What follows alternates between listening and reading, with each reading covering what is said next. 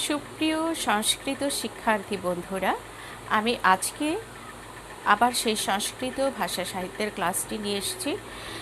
আজকে আমরা শিখব সংস্কৃত ব্যঞ্জনবর্ণ দিয়ে শব্দ গঠন। তাহলে চলো আমরা সংস্কৃত ব্যঞ্জনবর্ণ দিয়ে শব্দ গঠন করি।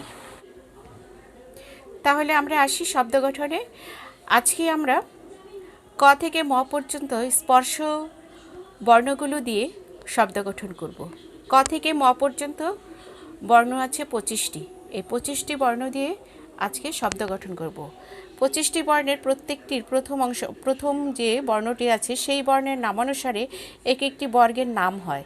এক একটি বর্গের মধ্যে রয়েছে 5টি করে বর্ণ, অর্থাৎ ক থেকে ম পর্যন্ত একটি বর্ণ, এটাকে বলা হচ্ছে কুবর্গ। আবার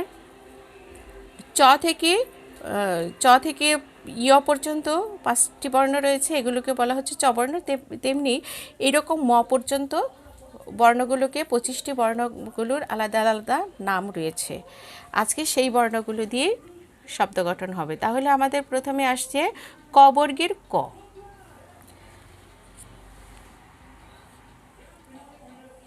ক ক দিয়ে আমরা কি শব্দ গঠন করতে পারি? কমলম।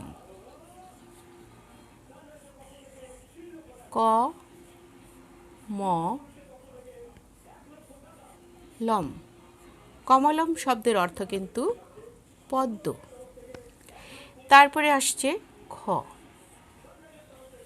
খ দিয়ে কি তৈরি করতে পারি শব্দ গঠন? কোনটি করতে পারি? খাদামি। দেখো খাদামি বানানটা দেখো, এই যে খ লিখলাম, জোড়া লেগে গেল, জোড়া হবে না। খা দা মি। খাদামি মানে আমি খাই, আমি খাই। তারপরে হচ্ছে গ। গ দিয়ে কি হতে পারে? গ দিয়ে গগনম। গ গ এরপরে হচ্ছে ন, মূর্ধন্য। গগনম। গগনম মানে আকাশ, আকাশ। গর পরে আসছে ঘ। ঘ দিয়ে কি হয়? ঘ দিয়ে ঘটিকা।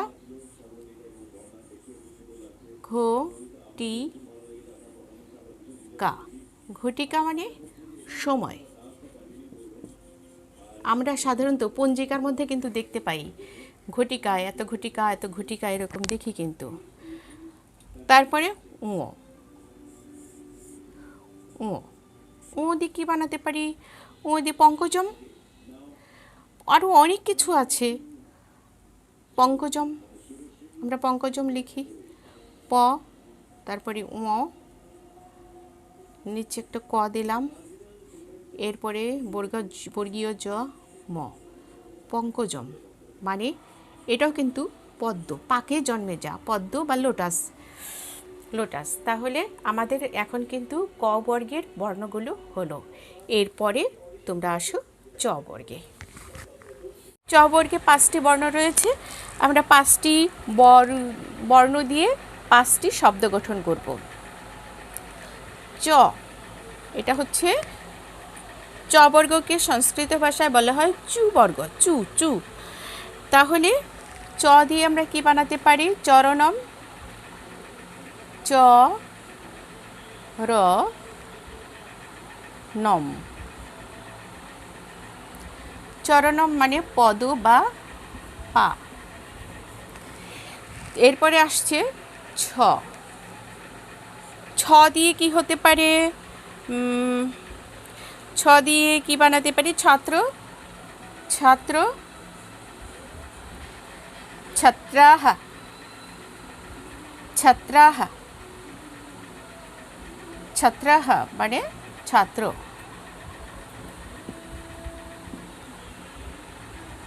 এরপরে দেখো ছয়ের পরে আসছে বর্গীয় জ। বর্গীয় জ দিয়ে কি হতে পারে? জলধি। জ ল ধি। জলধি মানে জলাধার বা সাগরকে বোঝায়। সাগর, জলাধার, সাগরও একটা জলাধার, সাগরকে বোঝায়। এরপরে দেখো ঝ, ঝ, ঝ।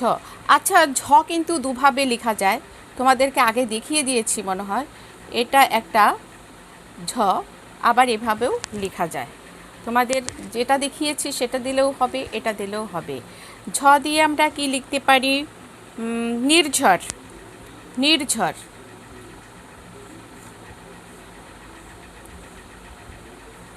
নির্ঝর।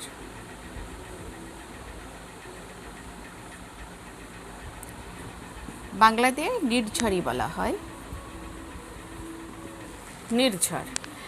এরপরে দেখো চ, ছ, বর্গীয় জ, ঝ, ইয়া, ইয়া দিয়ে আমরা কি বানাতে পারি? পঞ্চ, পঞ্চ, পঞ্চ মানে 5,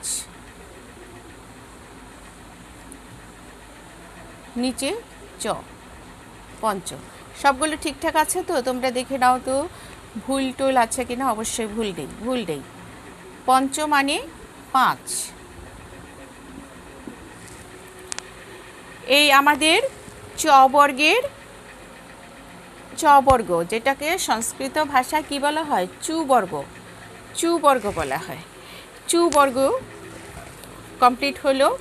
এরপরে আমরা যাব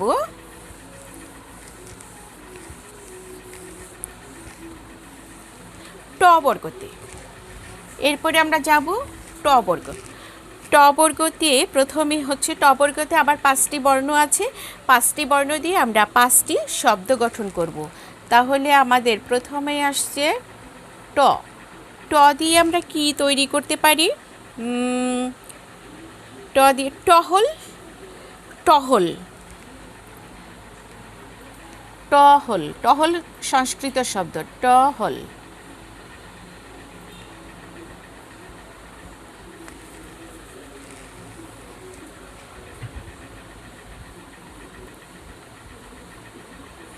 টহল আমরা বলতে বুঝি পাহারাদার, কিন্তু সংস্কৃতে যেটা বোঝায়, আমরা এখন বর্তমানে কিন্তু পাহারাদারই বুঝি। সংস্কৃত কিন্তু টহল বলতে গৃহভৃত্যকে বোঝায়, গৃহভৃত্য, গৃহভৃত্যকে বোঝায়। তবে আমরা বর্তমানে কিন্তু টহল বলতে বাংলায় পাহারাদার বুঝি। এরপরে দেখো ঠ, ঠ, ঠ দিয়ে কি বানাতে পারি? কর্মঠ। কর্মঠর মধ্যে ঠ, ঠটা আছে, কর্মঠ।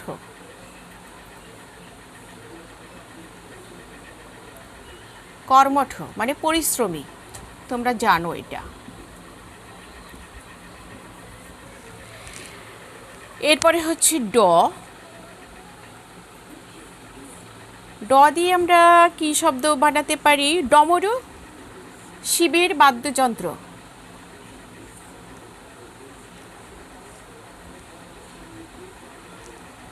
ডমরু, ডমরু হচ্ছে শিবের বাদ্যযন্ত্র।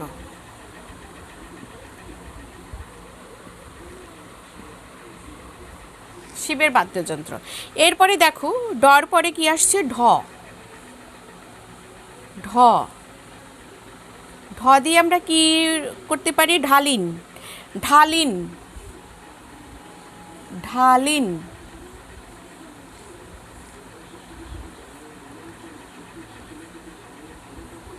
ঢালিন শব্দের অর্থ হচ্ছে যোদ্ধা, যিনি ঢাল ধারণ করেন, যোদ্ধাকে বোঝায়, যোদ্ধা।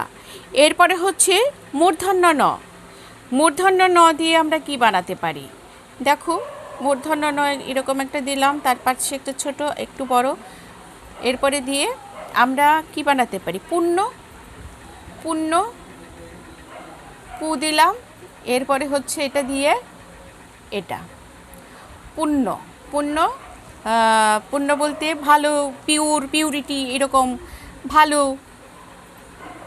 বা সিন, পাপ পুণ্য, এরকম ভালো, পুণ্য, গুড, পিওর, এটা বোঝায়। তাহলে আমাদের ট বর্গের বর্ণ সবকটা শব্দ গঠন কমপ্লিট হলো।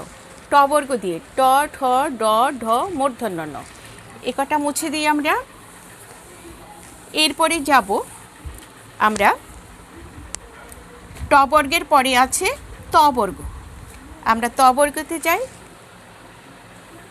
ত বর্গে 5টা বর্ণ আছে, 5টা বর্ণ দিয়ে আমরা 5টি শব্দ গঠন করব।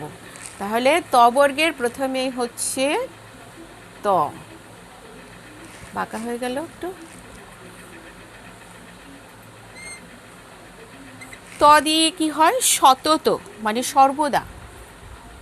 সতত অনেক কিছু হয়, তোমার যেটা ইচ্ছা সেটা করতে পারো। সতত মানে সর্বদা, সব সময়, সব সময়।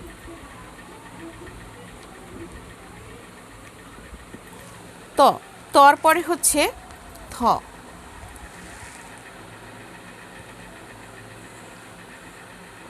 থ দিয়ে কি শব্দ গঠন করতে পারি? প্রথম, প্রথম,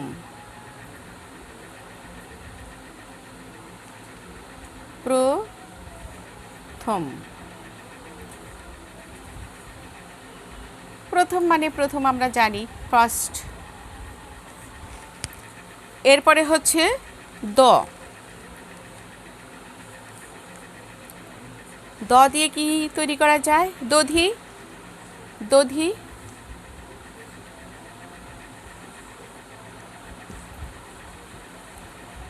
দধি মানে দই। এরপরে হচ্ছে ধ। ধর পরে আসে ধ। ধ দিয়ে আমরা কি বানাতে পারি? ধাওয়ত, ধাওয়ত। উচ্চারণটা হবে ধাওয়ত, অর্থাৎ ধয়াকার ব ত।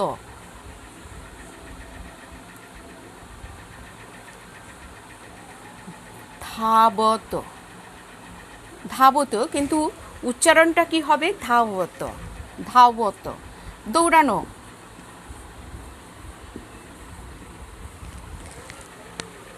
দৌড়ানো। তারপরে ন দিয়ে, দন্ত ন দিয়ে কী করতে পারি? দন্ত ন দিয়ে নমস্কার। নমস্কার মানে কি? বিনম্রতার প্রতীক। নমস্কার হচ্ছে বিনম্রতার প্রতীক। বিনম্রতার প্রতীক, বিনম্রতার প্রতীক, যাকে বলা হয় প্রণাম। এই প্রণাম কিন্তু কয় প্রকারের আছে? করজোড়ে প্রণাম, সাষ্টাঙ্গে প্রণাম, অষ্টাঙ্গ প্রণাম। অষ্টাঙ্গ প্রণামকে সাষ্টাঙ্গ প্রণাম বলে। এগুলো হচ্ছে বিনম্রতার প্রতীক। তাহলে আমাদের ত বর্গের 5টি বর্ণ তৈরি হয়ে গেল। এবার দেখো, আমরা পরে আরেকটি বর্ণ আছে, বর্গ আছে প বর্গ। এবার আমরা প বর্গতে যাব। প বর্গ দিয়ে আমরা কি কি রেডি করতে পারি? প বর্গ, প বর্গ দিয়ে প্রথম আবার 5টা বর্ণ দিয়ে 5টি শব্দ গঠন করব। প দিয়ে আমরা কি করতে পারি? পবন, পবন। দেবতা, পবন, পবন দেবতা। এরপরে হচ্ছে ফ। ফ দিয়ে কি হয়? ফ লেখাটা দেখো পর মতোই, কিন্তু একটা পাশে একটা এরকম নামানো আছে। ফলম, ফলম,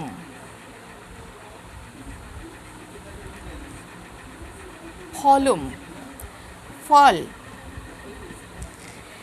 এরপরে দেখো ব। এটা হচ্ছে বর্গীয় ব, তোমাদেরকে আমি বলেছিলাম বর্গীয় ব। এই বর্গীয় বর উচ্চারণ কিন্তু বই হয়। বস্ত্র, বস্ত্র মানে কাপড়।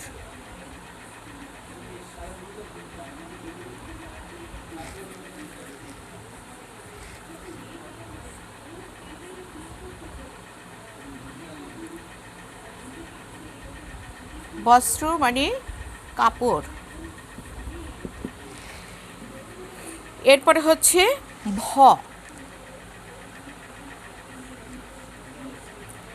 ভ দিয়ে আমরা কি রেডি করতে পারি? ভ্রান্ত। ভ্রান্ত মানে ভুল, ভ্রান্ত।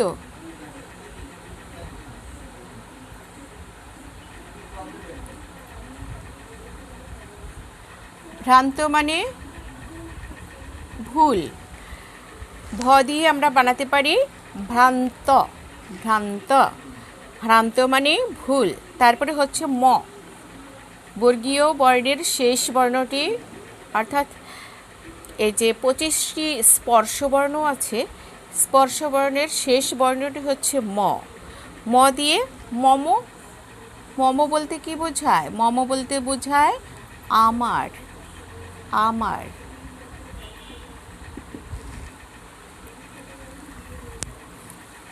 মম বলতে বোঝায় আমার। এই আজকে এই 25টি বর্ণ দিয়ে আমরা 25টি শব্দ গঠন করলাম। আর বাকি যেগুলো আছে বর্ণগুলোর সবগুলো বর্ণের নাম বলে দেব এবং সেগুলো দিয়ে শব্দ গঠন করে দেব আমি আগামী ক্লাসে।